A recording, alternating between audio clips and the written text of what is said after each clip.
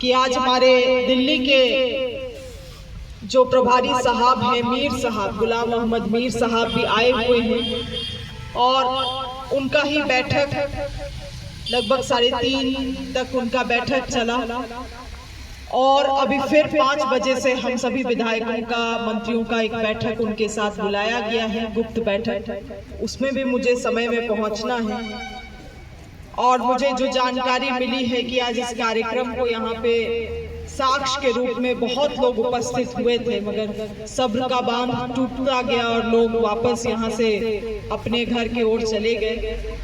खैर, मैं क्षमा भी चाहूँगी, मगर अब दायरा भी बहुत बड़ा हो गया है। इस बार के चुनाव में जो आप लोगों ने दुआ किया, जो आप लोगों ने आशीर्वाद दिया, उससे अब हम केवल विधायकी तक सीमित नहीं, पूरे राज्य की जिम्मेवारी आ गई है। और कैबिनेट में सबसे कम उम्र के मंत्री होने के कारण बहुत लोगों की निगाह भी है इस विभाग में और किन्हीं लोगों को लगता है कि बहुत ही बेहतर कर पाएगी और बहुत एक मील का पत्थर साबित करेंगे। बहुत लोगों को लगता है कि विफल भी रहेंगे।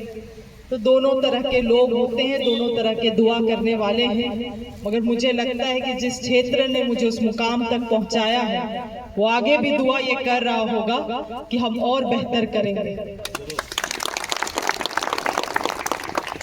और निश्चित रूप से आप लोगों को नाज भी होता होगा इस बात का कि मांडर विधानसभा क्षेत्र के आपके विधायक अब मंत्री के कैबिनेट में भी हैं और मैं चाहूंगी कि हमारे विभाग से संबंधित जो भी कार्य है, जो भी योजना है, उसका लाभ निश्चित रूप से उठाए। लोगों के दिमाग में एक गलत संदेश को बैठा दिया गया है कि खेती बाड़ी केवल गरीबों के लिए है कि नहीं, मगर आज जो हम लोगों से मिल रहे हैं, अलग अलग तरह के किसानों से जब हम भेंट कर रहे हैं, तो पता चल रहा है कि ये केवल एक मन ग्रहण चीजें हैं जो लोगों को बतलाया गया है। आज हमारे राज्य में ऐसे ऐसे किसान हैं जो मात्र पशुपालन करके, मछली पालन करके, सही तरीके तकनीक के खेती बाड़ी करके लाखों रुपया कमा रहे हैं और उन लोगों को दूसरे राज्य भी जाने की आवश्यकता नहीं है। आज सबसे ज्यादा अगर पलायन का कोई शिकार है तो वो आदिवासी समाज सबसे ज्यादा, क्योंकि हम लोग जो सरकार के दी जा रही योजना है उसका लाभ नहीं ले पाते हैं। हमारे दूध उत्पादकों के लिए हम जब मंत्री बने तो सबसे पहला फाइल जो हम साइन किए थे, जो पिछले कैबिनेट में जो प्रस्ताव पारित हुआ था, वो दूध उत्पादकों को 5 रुपया अतिरिक्त बोनस। और हाल ही फिलहाल में हमको मौका मिला, कैम्बो गांव मांडर प्रखंड पड़ता है, वहाँ पे दूध उत्पादन के लिए कलेक्शन के लिए केंद्र भी बनाया गया है सरकार के द्वारा। प्रत्येक दिन वहाँ की एक महिला, कैम्बो गांव ज्यादा दूर नहीं है, वहाँ पे एक महिला, सीमा देवी नाम है उनका, प्रत्येक दिन 120 लीटर वहाँ जमा करती हैं और महीने का 2 लाख रुपया कमा रही है। आज उनका बेटा यूपी के वहाँ पे मेडिकल कॉलेज में वो मेडिकल का पढ़ाई भी कर रहा है, डॉक्टरी का पढ़ाई कर रहा है। तो इसीलिए मैंने इस बात को शुरुआती में कहा कि ये चीजें मन में बैठाई गई हैं कि गरीबों के लिए है कृषि का कार्य, मगर इस मनसा को हम लोगों को बदलना होगा, इस मानसिकता को हम लोगों को बदलना होगा। और हमारे विभाग के, मुझे लगता है अगर कृषि विभाग को सही तरीके से संचालन किया गया, अच्छे सोच और विचार और इस राज्य के लोगों को प्राथमिकता में लेते हुए, तो इस राज्य को कृषि के माध्यम से मात्र और पशुपालन के माध्यम से आप 100% आत्मनिर्भर बना सकते हैं। ये क्षमता है। इसीलिए अधिक से अधिक इस विभाग का आप लोग लाभ लें। हम लोग अपने क्षेत्रों को कैसे दुरुस्त करें, इसलिए लगातार लगे रहे।